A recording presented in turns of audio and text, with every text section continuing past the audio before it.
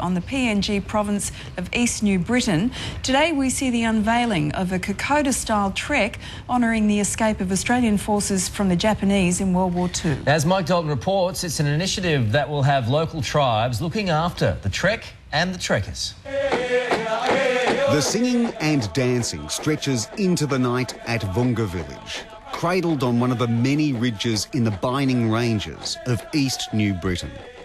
And there to witness it are a small group of Australians about to walk in some of the most miserable footsteps of World War II. Beneath a battered Aussie flag, the trekkers prepare to leave. It was in villages like Vunga that Australian troops sought shelter in the days and weeks after the Japanese invaded the island's capital, Rabaul, in January 1942.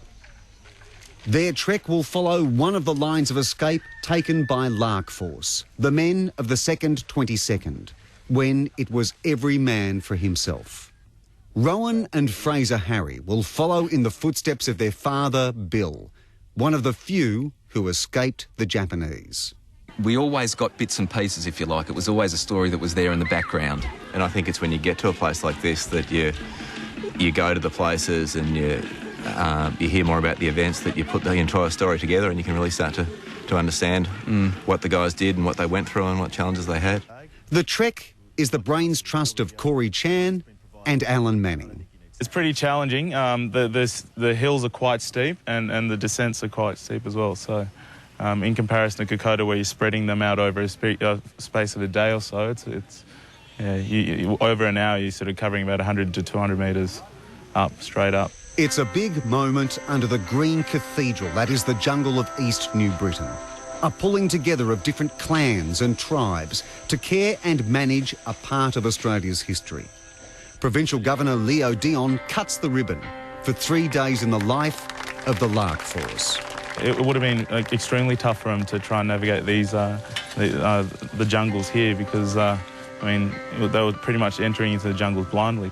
As they trek across the ranges, we will lap the peninsula by sea to cross the province at its narrowest point, through jungles largely untouched since creation, and mud that eats four-wheel drives.